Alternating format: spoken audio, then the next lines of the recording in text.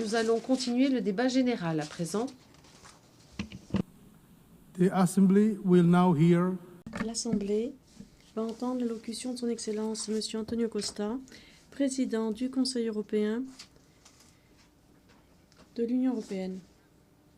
Je prie le protocole de bien vouloir accompagner son Excellence, que j'invite à prendre la parole devant l'Assemblée.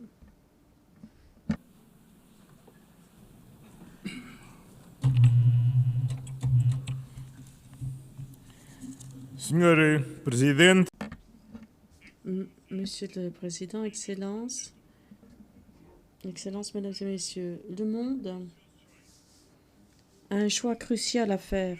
Voulez-vous un ordre international fondé sur les règles qui protège le multilatéralisme et la Charte des Nations Unies, ou voulez-vous un monde chaotique fondé sur l'unilatéralisme, la violence et les bouleversements? L'UE sait quelle est sa position. Nous sommes un projet de paix, de réconciliation, de justice sociale. Nous sommes, et nous demeurons, un ardent défenseur du multilatéralisme, de l'ordre international fondé sur les règles et de la Charte des Nations Unies. L'alternative à cet ordre international fondé sur les règles, c'est un monde chaotique, violent, comme on le voit au Soudan. Conflit pas assez médiatisé, conflit dévastateur, avec des destructions d'ampleur colossale, comme on le voit à Gaza, comme on le voit en Ukraine. Dans la bande de Gaza, où nous voyons des souffrances inimaginables, des enfants affamés, des familles détruites, une catastrophe humanitaire qui ébranle la conscience du monde. L'utilisation de la faim comme une arme de guerre, c'est immoral. Cela défie les mots. L'UE condamne le terrorisme sous toutes ses formes. Les attaques épouvantables perpétrées par le Hamas ne peuvent pas être oubliées. Et nous sommes aux côtés d'Israël pour son droit à la sécurité. Chaque pays, chaque peuple a le droit de vivre dans la sécurité. Les otages doivent être libérés immédiatement. Le peuple palestinien a également le même droit à la sécurité et le droit de vivre dans un État viable. Une solution négociée à deux États est le seul cheminement vers la paix. La sécurité pour les deux peuples, la dignité pour les deux peuples, c'est la solution à laquelle nous aspirons. L'UE a été un partenaire indispensable dans la région. Nous sommes le plus grand fournisseur d'aide humanitaire aux Palestiniens. Le financement européen a permis aux hôpitaux, aux écoles et aux institutions de continuer de fonctionner. Nous avons vu au fil des ans, nous avons été au fil des ans le plus grand soutien de l'autorité palestinienne, les soutenant dans leurs réformes et dans leurs efforts pour garantir un contrôle effectif de l'ensemble du territoire de la Palestine. Chers amis, l'UE assume pleinement ses responsabilités, mais seuls, nous ne pouvons pas faire cesser cette catastrophe humanitaire. La paix au Moyen-Orient exige une réponse collective et nous avons besoin de chacun et que chacun assume ses responsabilités. Nous devons agir ensemble et exiger la libération sans condition de tous les otages, un cessez-le-feu immédiat, l'accès à l'aide humanitaire plein et entier sans entrave, la fin des colonies illégales et un engagement crédible renouvelé à la solution à deux États. Ce fut là le message fort de la conférence sur la solution à deux États organisée lundi par la France et l'Arabie saoudite, auquel l'UE est pleinement attachée. En Ukraine, une nation souveraine a été brutalement attaquée par un membre permanent du Conseil de sécurité, en violation flagrante de la Charte des Nations Unies. Une violation flagrante de sa souveraineté, de son intégrité territoriale du respect de ses frontières reconnues au plan international et en violation de son droit de choisir son destin. Ce sont pourtant les principes qui unissent tous les membres des Nations Unies. Cette agression menace non seulement l'Ukraine, mais chaque nation ici présente.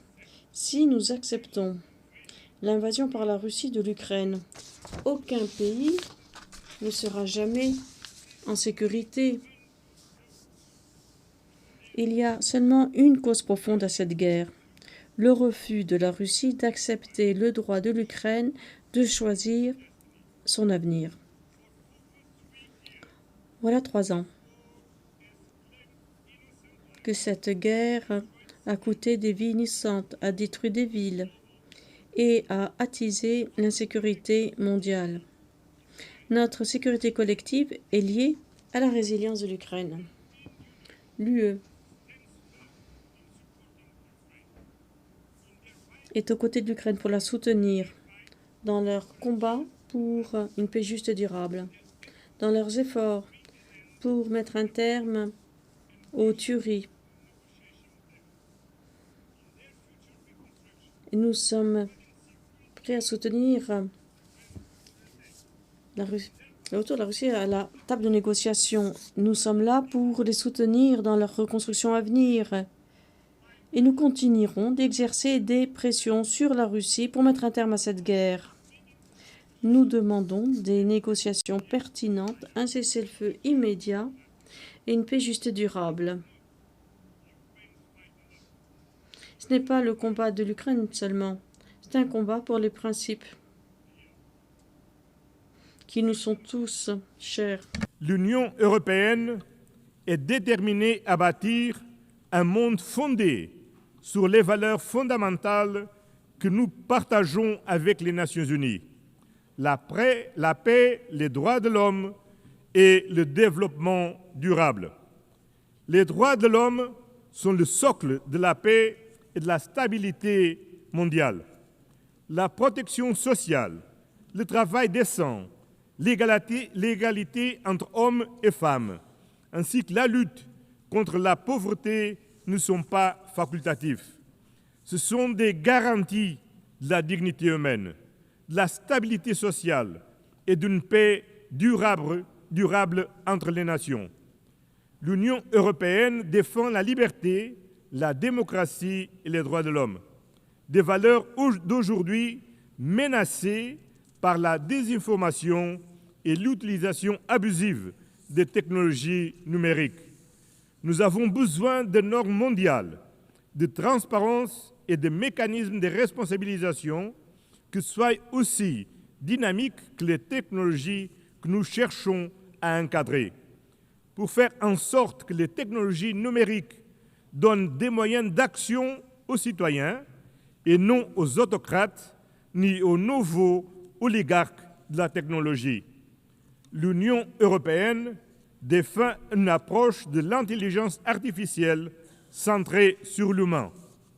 Nous sommes à l'avant-garde du premier cadre réglementaire global pour une intelligence artificielle responsable. Et nous appelons à un niveau d'ambition équivalent à l'échelle internationale. En nous appuyant sur nos valeurs fondamentales, la dignité, la démocratie et l'état de droit. Excellencias. Excellence, le changement climatique, ce ne sont pas des fake news.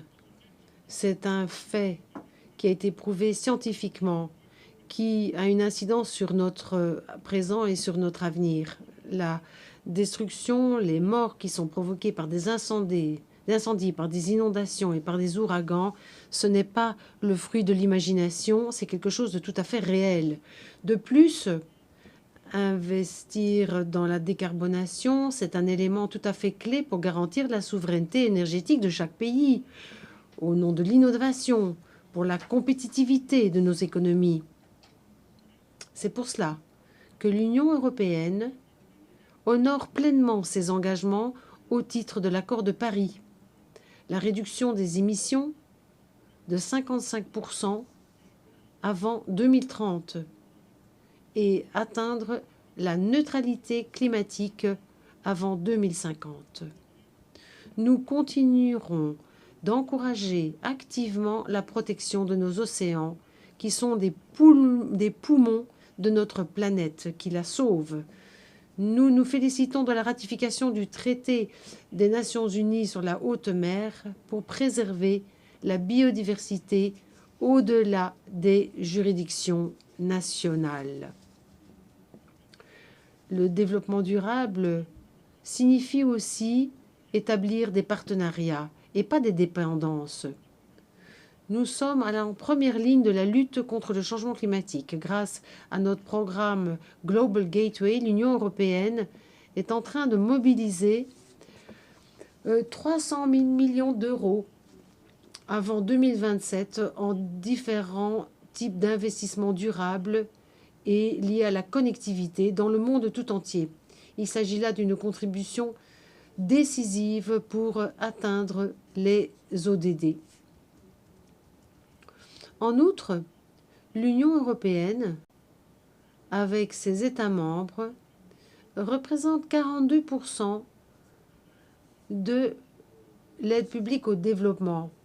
Nous sommes les premiers bailleurs de fonds de l'Organisation mondiale de la santé, de l'UNICEF et du PNUD.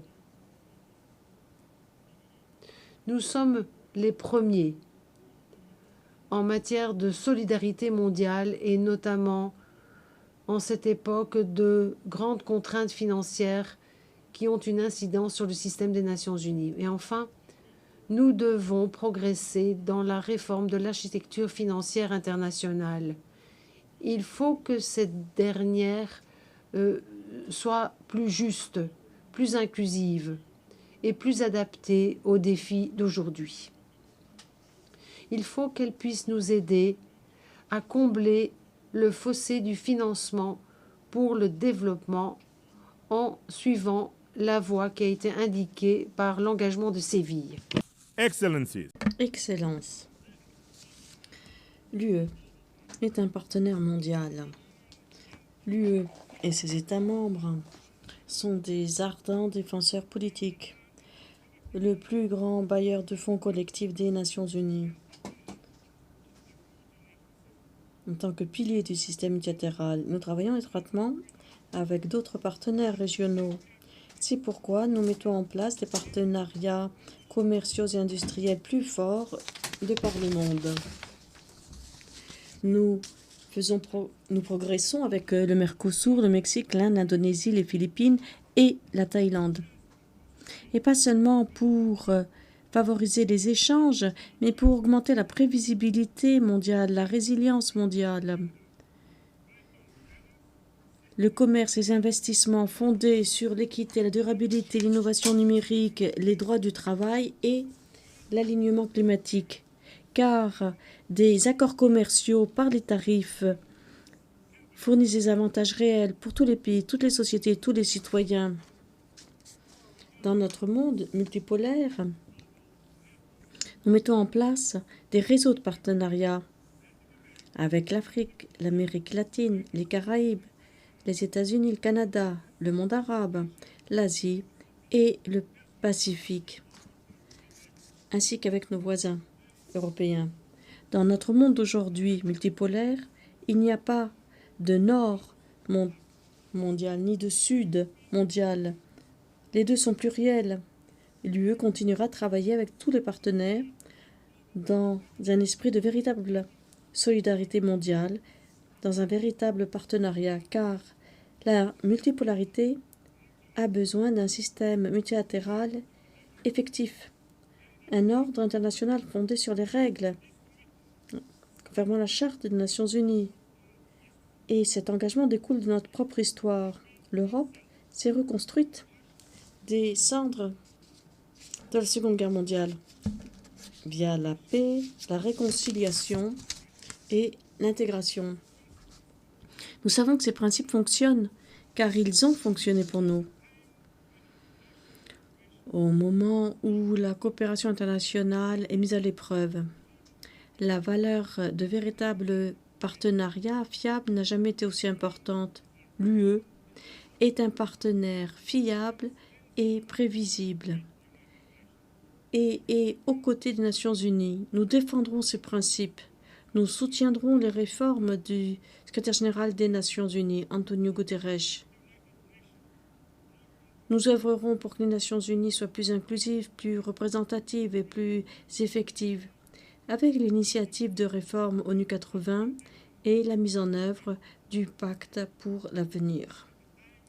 À un moment où le multilatéralisme est menacé, permettez-moi de vous laisser avec une simple promesse.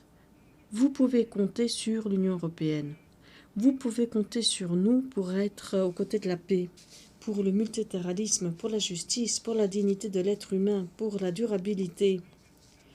Il est temps maintenant de choisir clairement la paix et non la guerre, le droit, pas la force, la reddition de comptes, pas l'impunité, la solidarité, pas la division, la durabilité, pas la crise, la justice, pas l'inégalité. L'Union européenne n'a aucun doute quant à sa position. Vous pouvez n'avoir aucun doute sur notre position. Merci infiniment.